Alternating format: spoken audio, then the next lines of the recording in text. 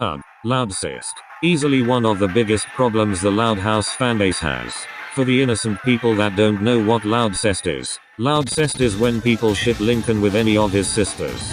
Do I even have to explain why this is up? One thing I really hate about Loudcest is that whenever someone ships Lincoln with any of his sisters, they don't change the age to make it slightly less disturbing. I hope the people that support Loudcest get help eventually, because there is no way they can think that this is remotely normal. Lincoln, which is Lincoln x Lin, is the most popular Loudcest shipping, and if you remembered in part 1, I said that I didn't know the reason. Well, now I know the reason, and just as I predicted, it's a stupid reason. So apparently, Lincoln is the most popular Loudcest shipping because of the episode Space Invader. In this episode, Lin gets into a fight with Lucy, causing Lin to move into Lincoln's room. That's it. This episode alone is the reason why Lincoln is the most popular Loudcest shipping. As for the house, which is basically Loud House, that's not Loudcest, I cannot explain much of why it is bad, given the fact that it's the same exact thing as Loudcest, except it is more than just shipping Lincoln and his sisters. I feel that it is very obvious as to why these two things are bad, and explaining why they are bad would just be me stating the obvious. So, let's move on.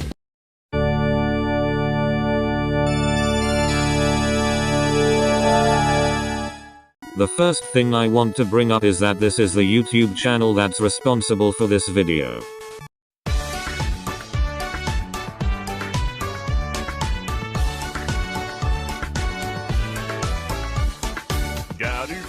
Daddy finger, where are you? Here I am, how do you do? Good luck trying to sleep tonight, folks. Anyways, Animation Club is an ElsaGate channel. For those of you that don't know what ElsaGate is the official name of those weird videos that have Elsa and Spider-Man and other characters in them. Animation Club uploads these types of videos, but instead of having Elsa or Spider-Man or anything like that, they have the Loud House. It has your average ElsaGate crap like the Wrong Heads videos, as well as the Loud House characters as videos, which I'll talk about later. This channel also has some of the most broken grammar I have ever seen. I know that not everyone can speak English perfectly, and that's fine, but this is just unacceptable. The channel Animation Club thanks to the Fresh Knight, user of the DeviantArt, for the beautiful images that were used to create the video. Well, I don't even have to explain what's wrong with it. It just speaks for itself. As if that wasn't enough, the text itself is really hard to read. Seriously, the lack of an outline and the yellow/green color make it really hard to see the text. I even went as far as to make an improved version of the picture with easy to read text and proper grammar. But that's not the point. Let's look at some of the videos from Animation Club, excluding any the Loud House characters as videos. This channel has a lot of weird and poorly animated videos of the Loud kids singing. It's not just the Finger Family video. There's a video that, I'm not kidding, consists of Luna singing Gangnam Style, and they spelled the name wrong in the title, just to make it better. I would play it, but I don't want to get a copyright claim. The Loud House Nickelodeon, Lincoln Loudon singing Snowman Finger Family nursery rhymes. This video is about Lincoln building a snowman and then singing the godforsaken Finger Family song, and unfortunately, those are the only videos I can really talk about. The reason why is because 90% of these videos are the Loud House characters as videos, which I want to be a separate segment. So, with that out of the way, let's talk about the Loud House characters as videos.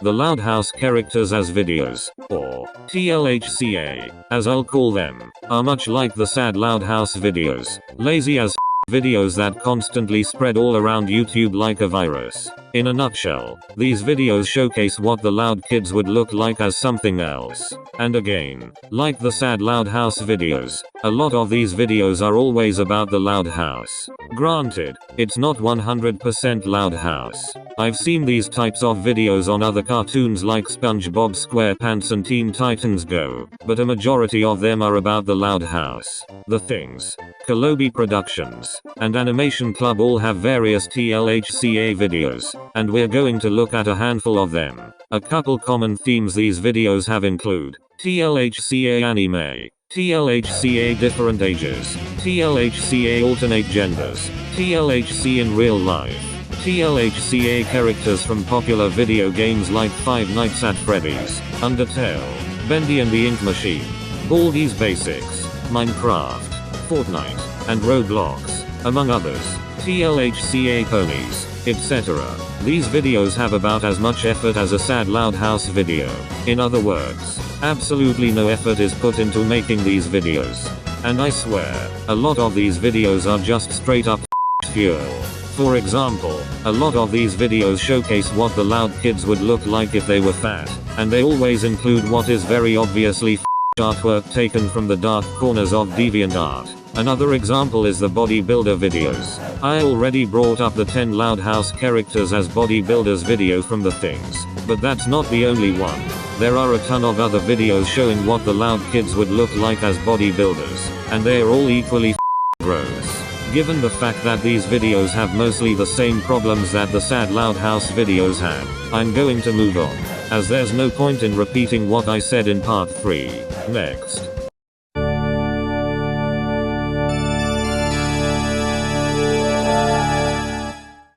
No Such Luck is the most infamous episode of the Loud House. Like most people, I hate the episode, but I don't know if I hate it for the same reason other people hate it. I find this episode to be really dull and uninteresting. Seriously, say what you want about a pal for Gary, or One Course Meal, or It's a Wishful Life, but at least those episodes tried to be interesting. No Such Luck is boring, and ironically enough, the 9 million fanfictions it spawned are not much better than the episode they are based on, even the ones that supposedly fix the episode. Now, before we do this, let me explain one thing. I'm not necessarily criticizing any specific fanfictions or anything like that, because I don't want anyone to go out and bully the original creator of the fanfic. I'm just looking at certain tropes that a lot of these fanfictions have. Most, if not all, of these fanfics are just edgy sad Loud House stories. Some of them rewrite the episode to make it better, while others showcase an aftermath of the episode. One of the most common tropes in these stories are the nice sisters versus the mean sisters. If you don't know what I'm talking about, in a lot of these stories, 5 of the sisters side with Lincoln, while the other 5 go against him. The nice sisters always consist of Lenny, Luna, Lucy, Lana, and Lily, while the mean sisters consist of Lori, Luann, Lynn, Lola, and Lisa. They never change it so that one of the evil sisters is good, or one of the good sisters is evil. It's always sorted like that. Another common trope is that Lynn is always portrayed as the most evil human being in existence. I get that Lynn was an unlikable character in the episode, but holy sh**, a lot of these fanfictions treat her like cheese. A lot of these stories showcase Lynn being an edgelord and doing edgy things like violently beating up Lincoln and stuff like that, and it's just so damn cringy to sit through a lot of these stories, because of how edgy they can be. A common storyline that these stories have is Lincoln running away. In a nutshell, these stories consist of the sisters getting angry at Lincoln for having bad luck, causing Lincoln to run away. Then the sisters get sad at what they've done, and they start to feel guilty. Something happens with Lincoln causing him to go back to his sisters and they all live happily ever after. The end. I'm going to move on now, because there's something that really pisses me off about the Loud House fanbase that I want to talk about.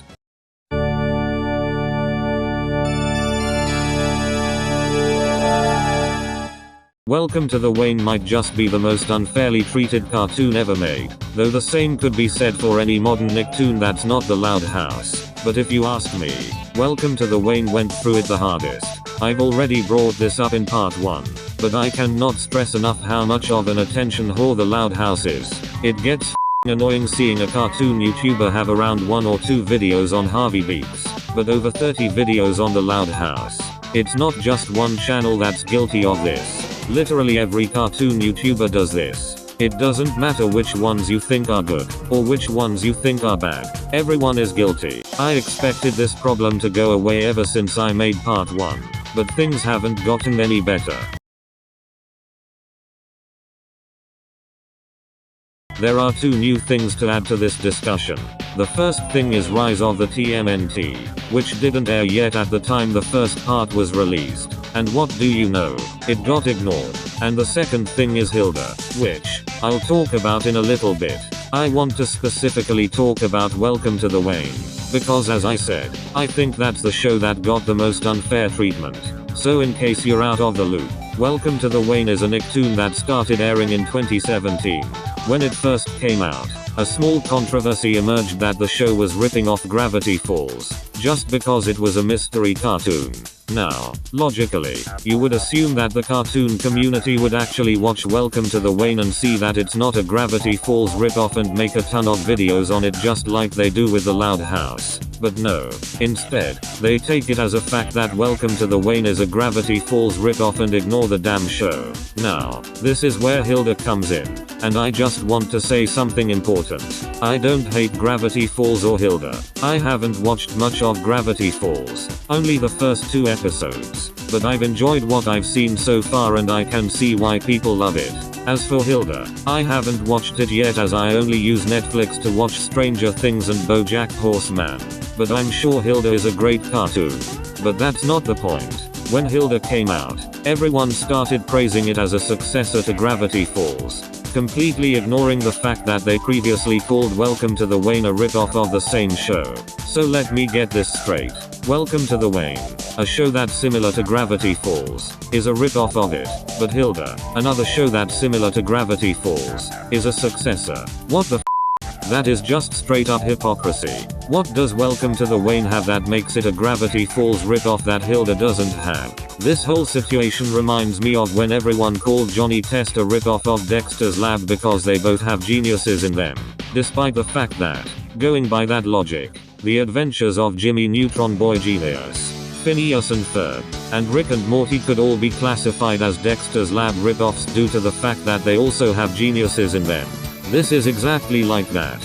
Gravity Falls is Dexter's Lab, Welcome to the Wane is Johnny Test, and Hilda is the 3 shows I brought up. Are you starting to see it? Hey, maybe it isn't entirely bad though. Maybe Nickelodeon themselves could treat Welcome to the Wane right. After all, it's their show. The cartoon community could treat it like shit, but at least Nickelodeon could treat it better. Right? Wrong! In addition to giving the show a hiatus that lasts for over a year, when the hiatus ended, they moved the show onto Nicktoons, where it'll get even less views and attention. So, in other words, we basically killed a cartoon without even giving it a chance. What the actual f? Some of you may be asking, Xerox, what does this have to do with the Loud House? And why are you considering this a reason for why the fanbase is bad? Well, you see, it's because Welcome to the Wane could have been saved had the cartoon community actually talked about it instead of the Loud House. The same thing could have happened with Harvey Beaks. Harvey Beaks would still be on the air if the cartoon community didn't constantly focus on the Loud House. And I don't care if Harvey Beaks came before the Loud House. My point still stands. This isn't that big of a problem for TMNT 2012, because that show had a decent run and a proper finale, but it most definitely will be a problem for Rise of the TMNT. And I'm legitimately scared that this is going to happen with glitched text when it comes out, because that show looks like the true show that'll save Nickelodeon, not the Loud House, and everyone will ignore it just like they did with all these other shows. Anyways, I am officially done with the Loud House fanbase. So let's move on to my final thoughts.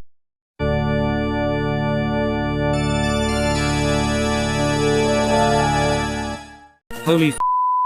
I have never seen a fanbase as flawed as the Loud House. It honestly boggles my mind that the Loud House fanbase doesn't have the same awful reputation that the Sonic fanbase, the Fortnite fanbase, the K-pop fanbase, or you know what, stans in general have. Even if you compare this fanbase to other bad cartoon fanbases, like Rick and Morty, Steven Universe, or My Little Pony Friendship is Magic, the Loud House fanbase is still somehow worse than all 3 of those combined.